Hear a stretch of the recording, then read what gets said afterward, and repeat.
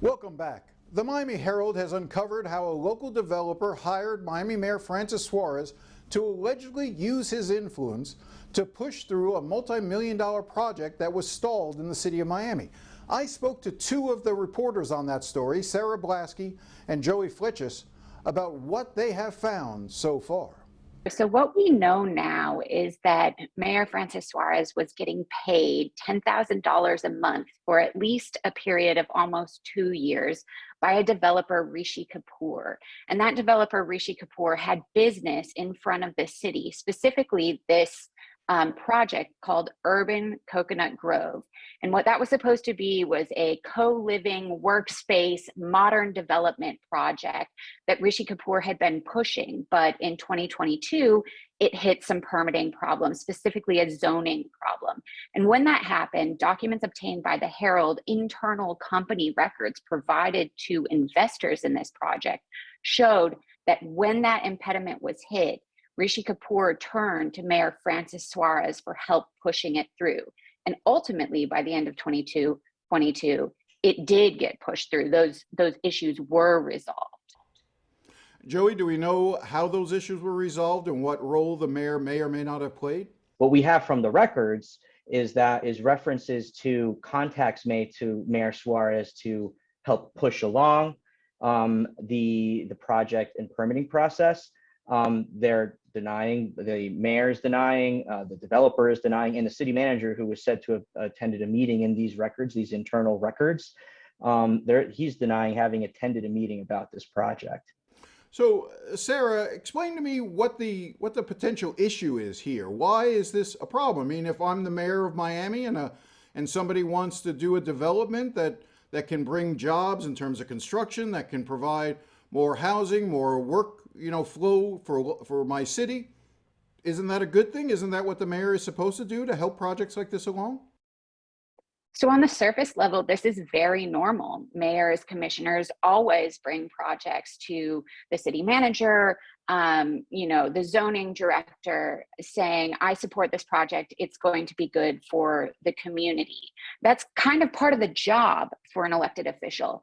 What the difference is here is that there were payments made, right? And so getting paid by a private individual for that action is something that ethics experts and legal experts say is the actual problem. That can create a conflict of interest, right, between what is best for the community and the constituents that you represent and what is best for you as an individual, your bottom line, and the developer that is paying you. And that's ultimately the problem here, is that there was payments being made, and those payments totaling at least $170,000, according to documents that the Herald has reviewed. Sarah, let me just stay with you for a second. Do we know what work? Let me phrase that again. Sarah, let me stay with you for a second. Do we know what work the mayor was hired to perform? I mean, he is an attorney. Is there any proof that he was providing other services for the developer rather than political influence? So what Mayor Suarez has said on the record is that he was hired and being paid to do capital introductions, as in finding investors for these projects. What the developer Rishi Kapoor says he was doing was providing consulting on what type of restaurants and other mixed use things should be in this space. And what the internal records that the Herald reviewed show is that he was brought in specifically to assist in pushing this through. That is a direct quote. Joey, I would imagine that one of the issues here, and the reason why this raises so many concerns, other than the direct payments from a developer to the mayor at a time when projects were pending before the city, is the fact that none of this was disclosed. The mayor has for years declined to provide his client list. The Miami Herald has asked him several times. I've covered him for more than 5 years now and asked regularly who he's working for. He is a real estate attorney, and we only have visibility. We can only see from his disclosure forms which law firms he's working for at the time, and currently he's working for a law firm and a private equity firm. But it leads us to wonder what probably you're wondering now, which is how many more of these jobs exist out there? How many more one-off or side contracts exist? And we're left to wonder, is he really identifying potential conflicts of interest on his own? You know, Sarah, the mayor was recently on Face the Nation with Margaret Brennan, and she raised your reporting from you, from Joey, from Jay Weaver, your colleague, you know, talking about these potential conflicts and the failure to disclose his clients and how that may play going forward. And his response at the time was, I wish my hometown paper was more interested in the job I do as mayor than the other jobs that I do in my private life. Address that. You know, why is this relevant? Well, I think this is relevant because he's the mayor, right? We don't care how private individuals conduct their business so long as they do it legally and lawfully. The reason that this is important, the reason that it's important that he was working on behalf of this developer that had business in front of this city and was sort of pushing this permitting process through according to the internal records. The reason that's important is because he's the mayor of this city. So it's directly tied to his job. And actually, that's the same reason that the Miami Herald would like him to disclose his full client list. If, as he says, there are no conflicts of interest on that list, then this shouldn't be a problem, right? This is something that the public only. Let me just hold you there, just because I'll play devil's advocate on his behalf. As an attorney, isn't there something along the lines of attorney-client privilege where he cannot reveal who his clients are because it could, you know, compromise him with the bar or with his clients? I mean, that is certainly what he says. And I think there's a degree of truth to that argument. However, I think that anyone that hires the mayor of Miami to work for them should understand that they are hiring the mayor of Miami. They are not hiring a real estate attorney only. They're hiring the mayor.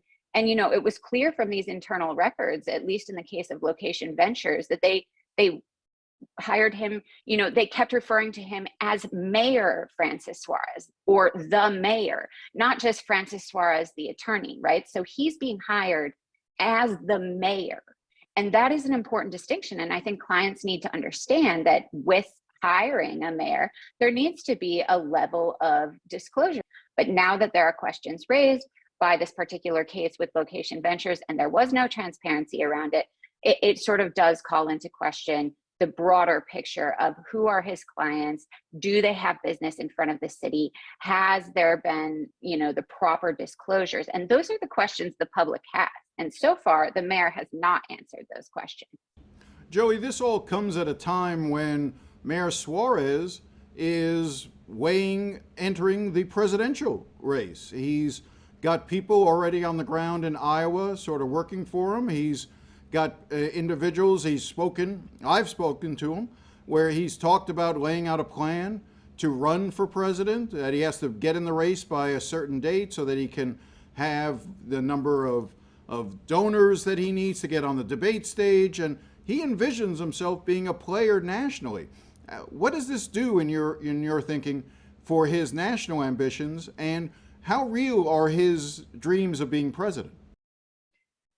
Mayor Suarez likes to sort of play his national profile and the depiction of him in national media, in particular on Fox News Network and other conservative outlets, against the coverage that we're providing. It's part of what you asked earlier. Well, why does my hometown paper focus on this when everybody else is focusing on that? That's sort of the subtext of what he was saying. Well, you know, I think that what this does is present some pretty basic questions about, you know, how the mayor of Miami conducts his personal business, which is a pretty common question for a presidential candidate. He was asked on national television if he would provide his tax returns.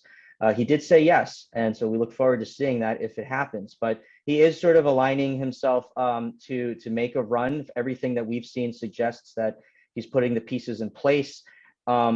Nevertheless, as of March, a Fox News poll showed him polling at 0%. He will face questions in a campaign trail scenario about his private work, about what he's done as mayor, but also about what he does in his private business. And he has not been willing to sit down and have the most candid conversation that we could have about it.